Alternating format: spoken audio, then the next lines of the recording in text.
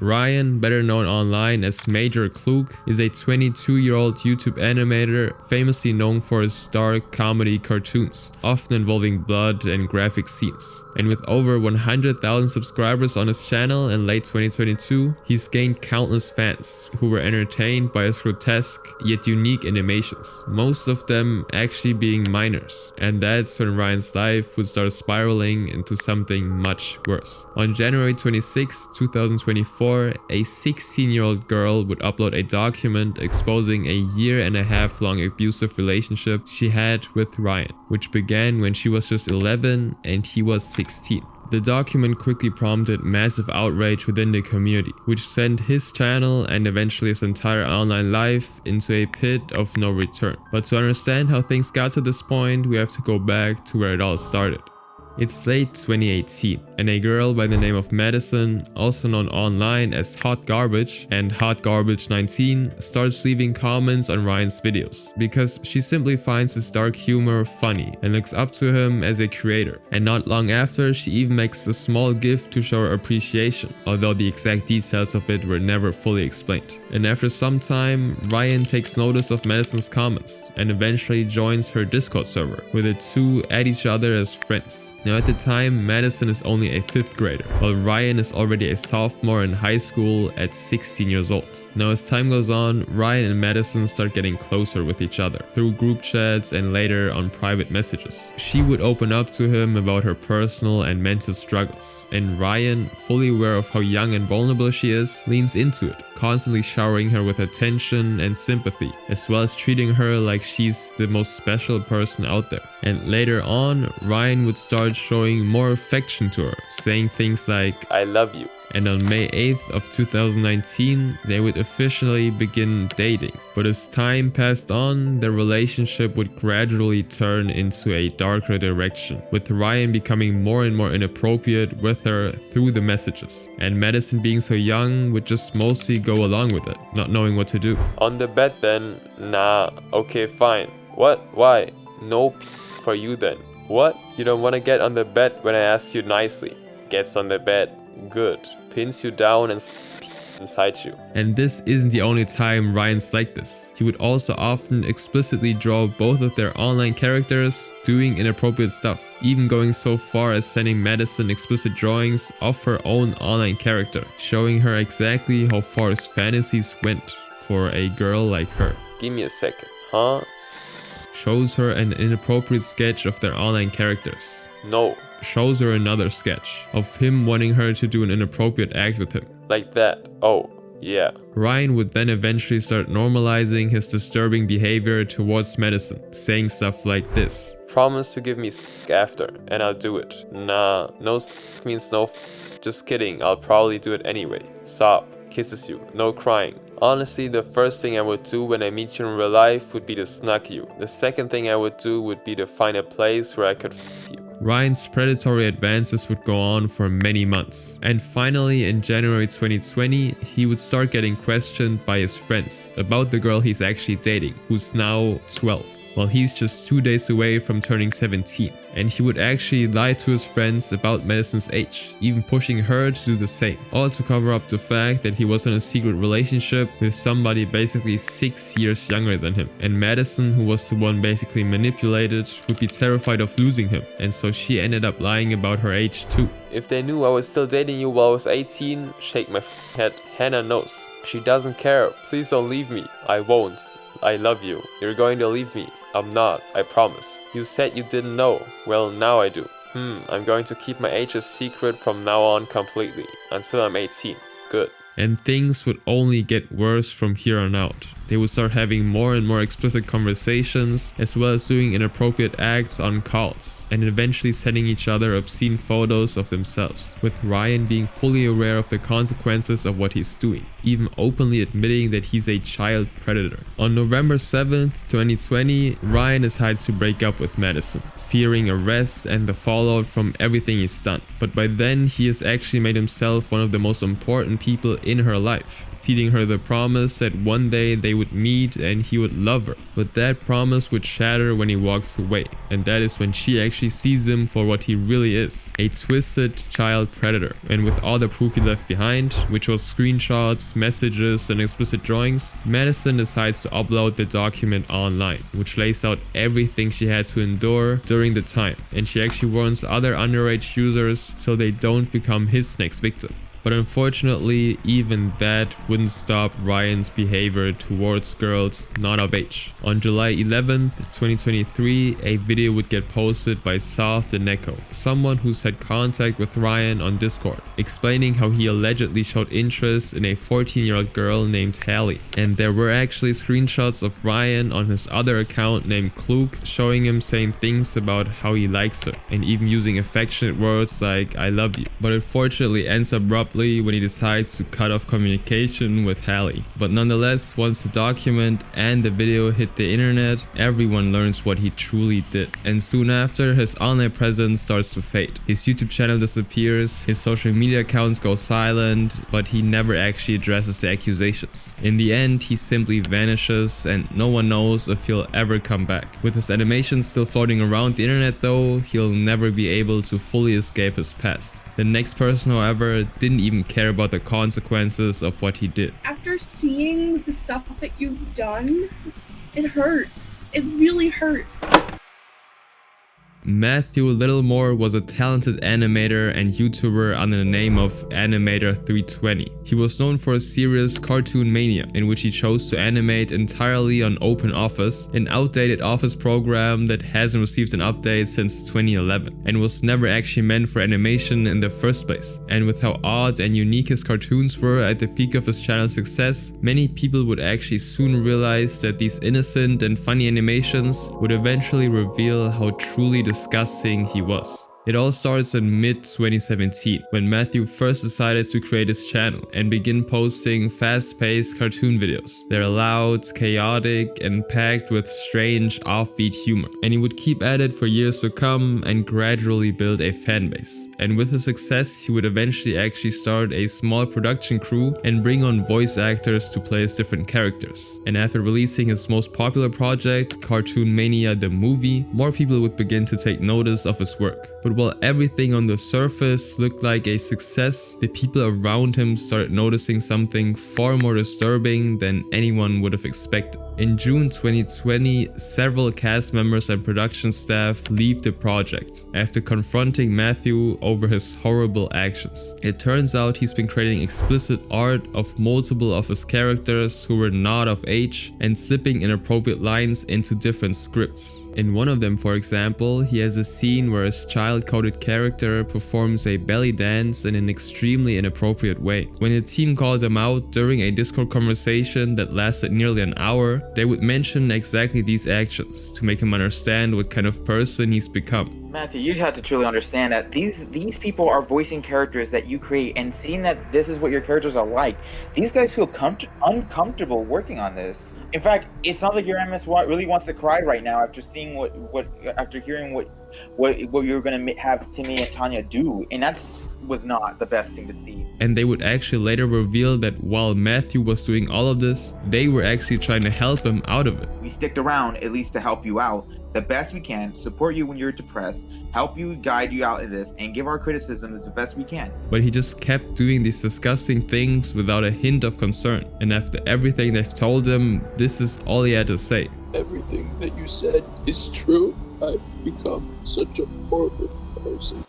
From that point on, the production of the series simply began to fall apart. As more and more people heard about what happened, team members decided to leave. And with the workload now entirely on Matthew, he struggled to keep the project going on his own. And before long, he ended up shutting down the channel completely, along with most of his social media accounts. This doesn't turn out to be the end though. In July 2020, several animations and drawings made by Matthew would start coming to light. Unsurprisingly, they're explicit pieces he had posted on an alt account, many of which features characters who are canonically children. One of these is the infamous 69th floor animation, which features the same child-coded character belly dancing, as I already mentioned, a theme Matthew seems to have been really into. He also had a poorly disguised obsession with tickles that he would frequently post about and include in his work, almost always involving his characters who were not of age. Many people online were outraged after hearing all of this, with some even ridiculing his name and art, calling him a child predator under the hashtag animator320isOverparty. But despite all of this backlash, he shows no response online. His activity simply disappeared completely until February 22nd, 2022, when Matthew would just start posting on his YouTube channel again, almost like nothing ever happened. This next case though is even worse, as she used her own art to go after minors. She's been sending porn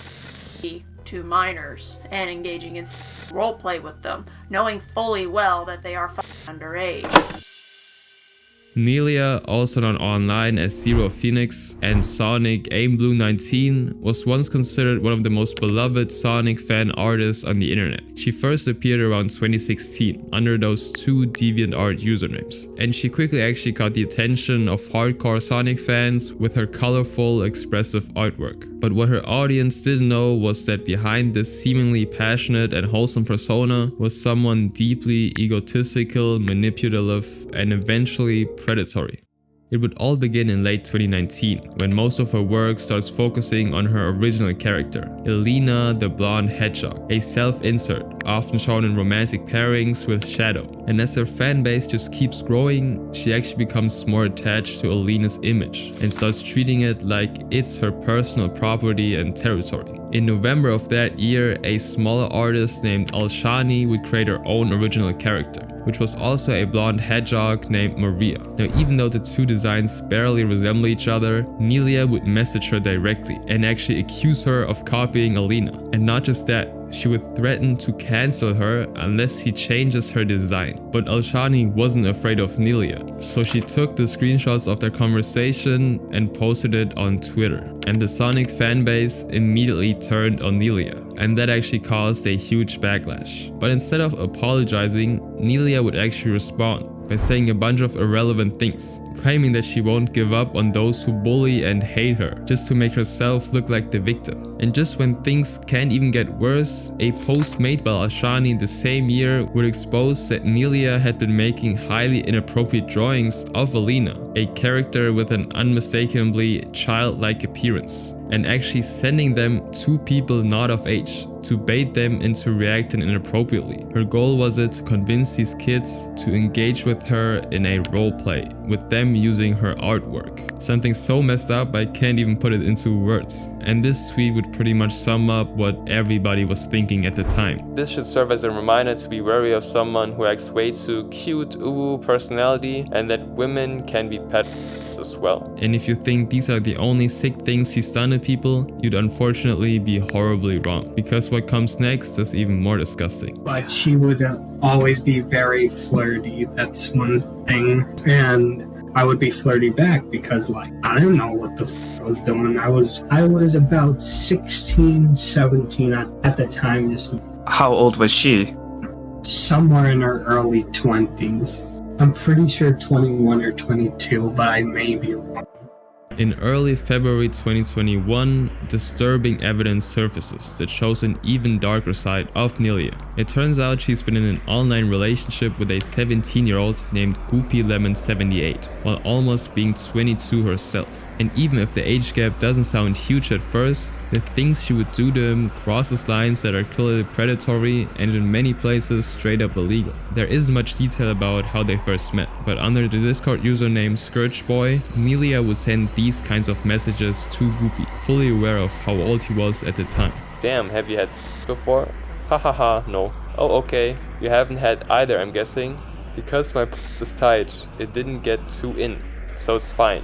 Just and I once. This would go on for about a month, and eventually it would also be revealed that even after being exposed by Alshani back in 2019, she would still continue to draw explicit art of her original character and use it to roleplay with Goopy in inappropriate ways.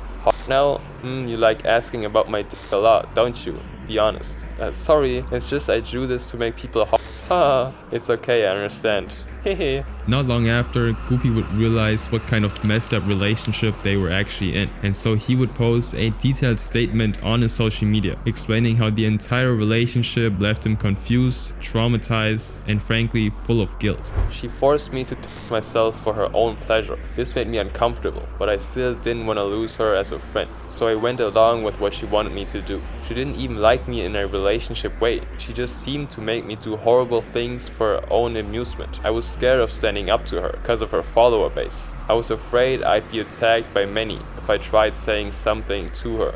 As time went on, she started getting and I was kind of playing along to not ruin her liking towards me. But inside I was concerned. A 22-year-old shouldn't be doing this without my legal consent, which I had not given her, by the way. And when Nelia would actually be confronted by somebody who knew it was her behind the Discord account, this is simply what she had to say. I see that. I know it's Playboy. He did to me like that before. On February, forced become his girlfriend, but I don't want it because my age. He's 16, I'm 22, so sound I can't do that. Force, that's bad. Well, he kinda sound clingy. Don't tell him about this. I don't wanna hurt his feeling.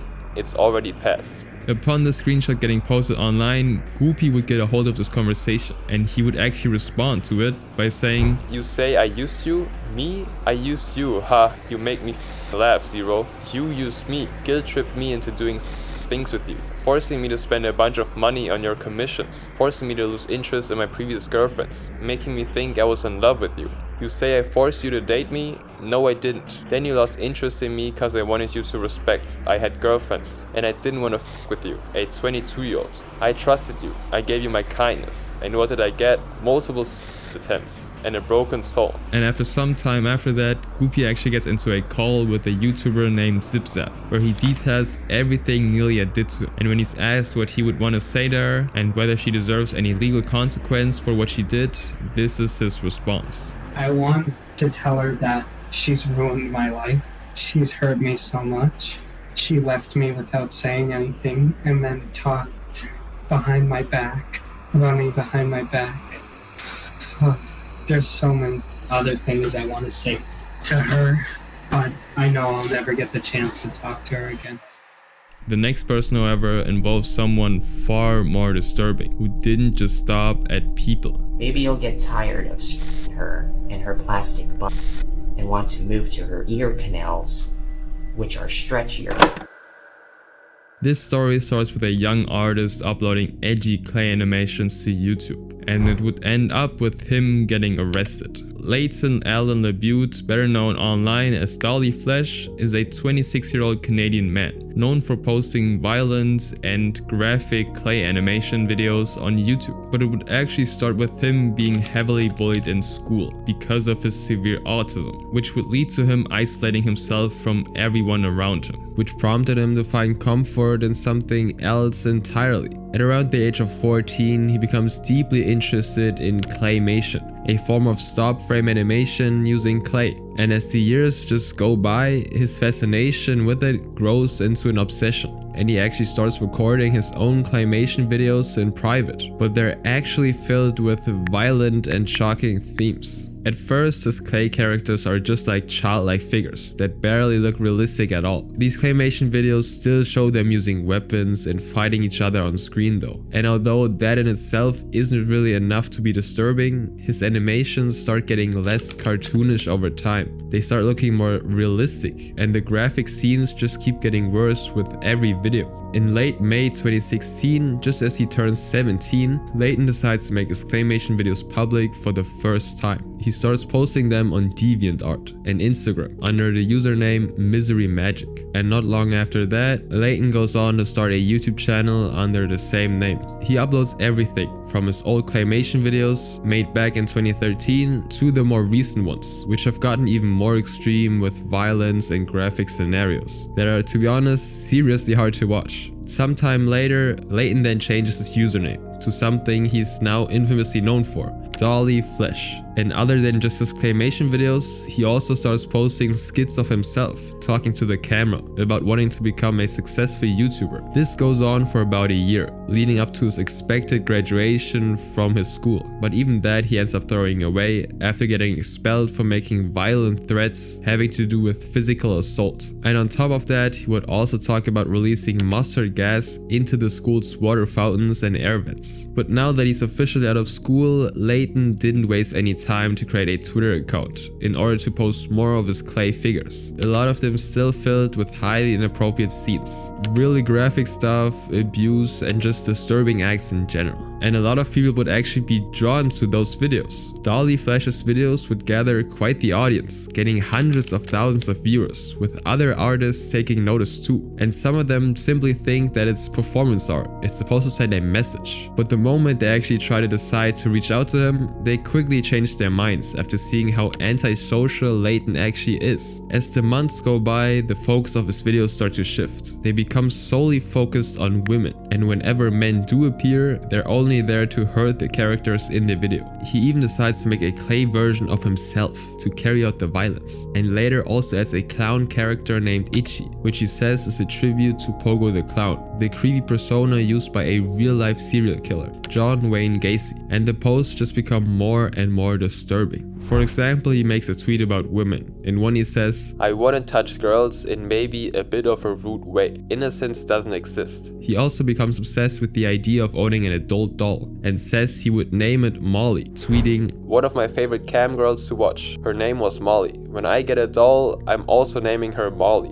And following those tweets, he even tries to make his own version of a doll out of clay. He talks about getting the skin tone just right, and at one point even posts a video of him eating spaghetti out of what's supposed to be the body of the figure he's working on. Disturbingly enough, he even makes another post showing a toy that looks like a water balloon, saying it would be used as the opening for his adult doll. This just leaves viewers deeply unsettled, and more people start raising concerns about the kind of content he's sharing on his channel and Twitter. I mean, if he's making these kinds of videos, what else is he actually up to? But shockingly, despite his unusual social media presence, Layton actually manages to make a few friends online, one of them being Allie, someone who shares his interests in horror and has a daily life that isn't too different from his own, somebody who's isolated from normal society. But even she decides to distance herself from him when she realizes that Layton genuinely idolizes serial killers, especially mass murderers. Layton, however, doesn't give up. He keeps asking Allie to be his girlfriend, which Allie quickly rejects every time. But what's worse is that he also sends explicit photos of himself to Allie without her consent, which are clear signs of how obsessed he's become with her. But the most disturbing thing is yet to come.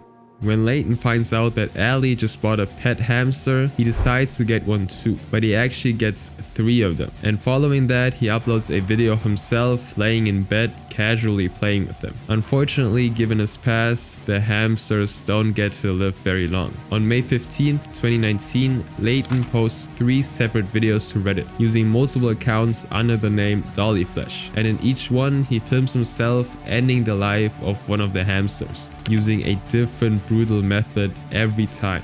He splits the clips into 3 parts and shares the YouTube links in different Reddit communities. Some groups are centered around graphic stuff and horror, but shockingly, a few are completely unrelated, even innocent hobby groups. But there is somewhat a good ending to the story. The members of the communities quickly reach out to the moderators and actually decide to contact local authorities, which gets the video taken down almost immediately. And to add to that, the National Police Service of Canada figures out that all of their accounts are linked to Layton. And just days later, on May 20th, he gets arrested on 3 counts of ending the lives of the animals and 3 more for causing unnecessary cruelty to them. And the police actually adds another sentence on top, charging him with 1 count of posting extremely inappropriate content online. During the interrogation, the police then ask him why he committed such cruelty, but he simply responds with, "I was bored," showing no signs of regret whatsoever. Sometime later, the court orders Layton to go through a full psychiatric evaluation. And one judge puts it simply by saying, "Without getting into too many details, there were some videos posted online that the Crown has some concerns about, and we were hoping to have an assessment done."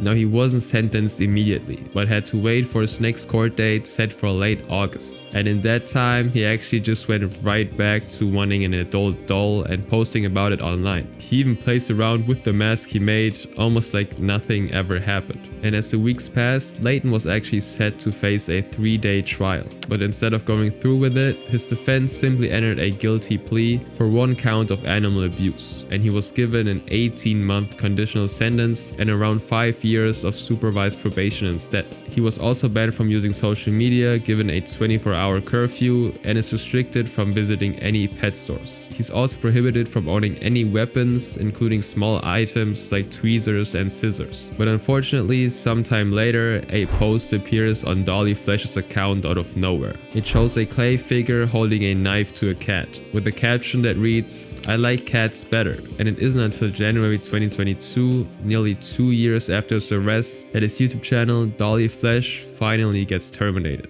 This next person, however, just straight up went for people. I'm sorry for what I've done. I'm ashamed of myself for doing this and hurting everyone.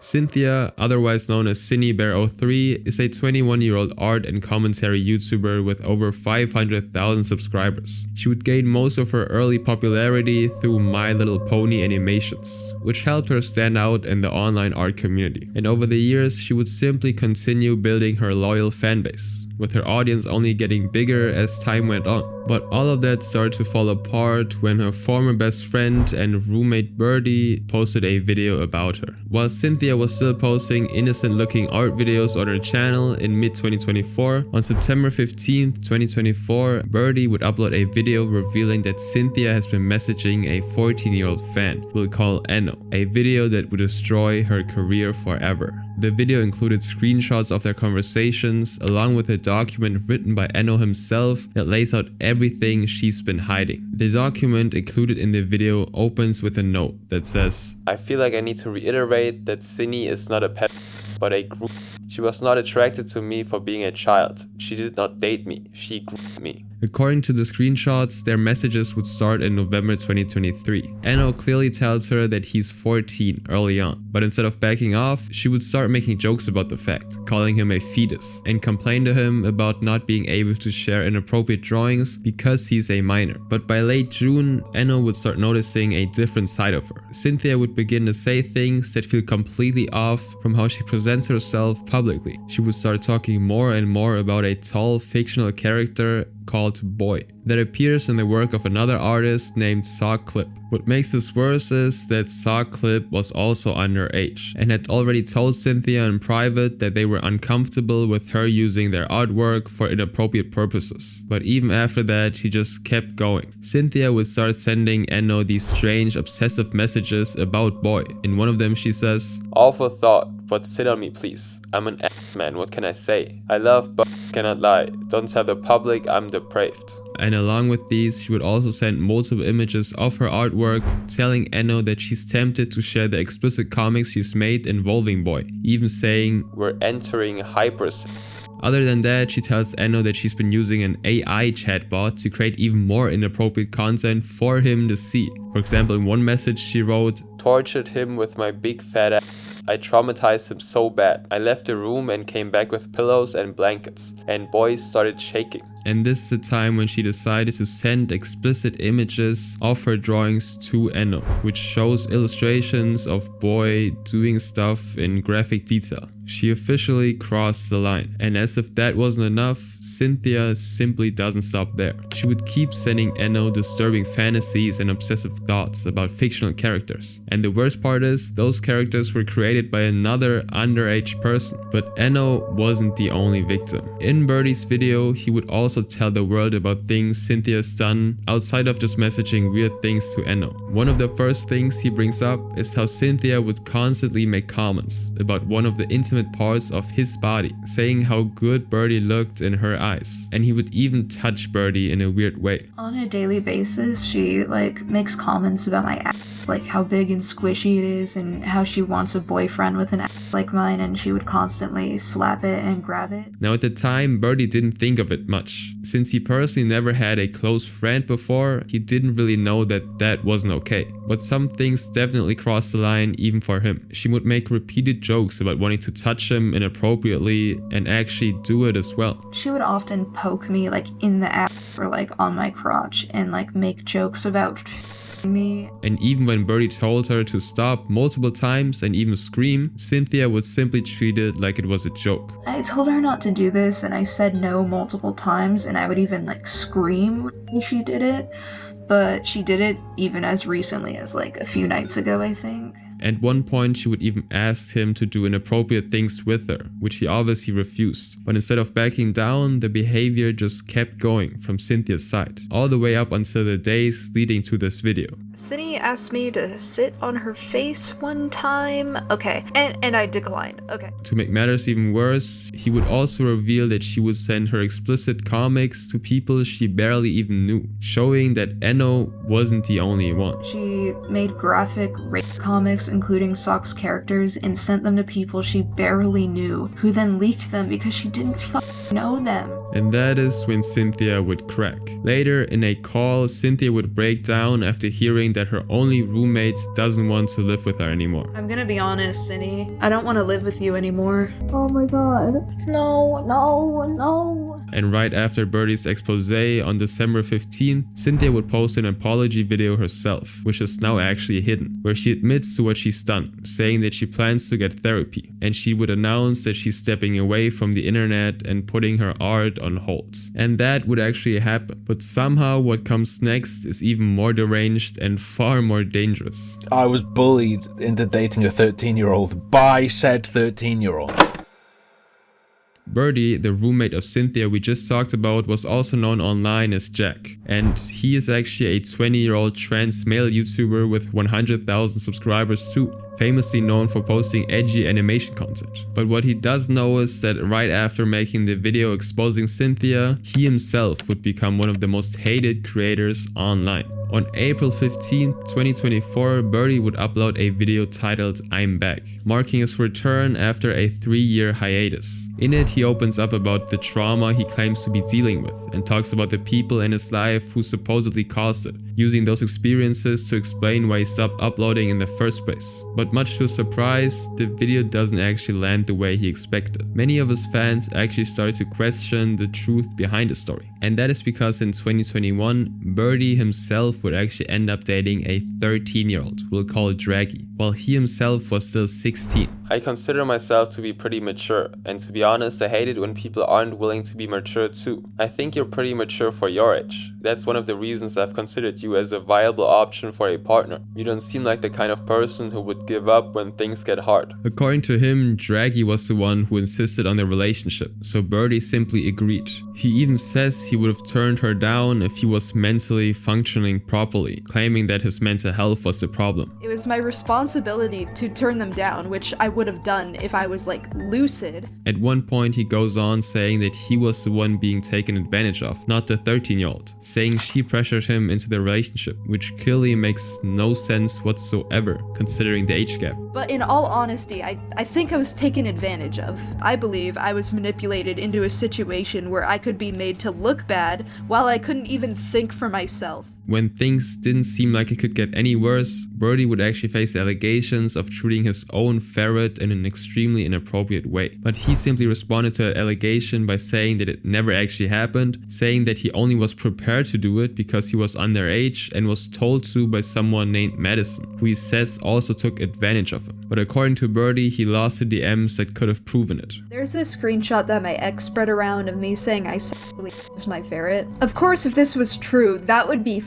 deplorable, and holy shit, you'd have to send me to jail. But the reason this happened is because I was into it when I was 13 years old. I don't have proof of this because I lost the DMs with my nor do I even want to find them. And even after that controversy, later in 2024, after exposing his roommate, Cynthia, Birdie would go on to start a GoFundMe so he could move out. And it would actually end up raising a total of over $11,000, but instead of actually using that money in a good way, he ended up spending the money on merchandise from My Little Pony instead. So the person who exposed a predator was a predator themselves.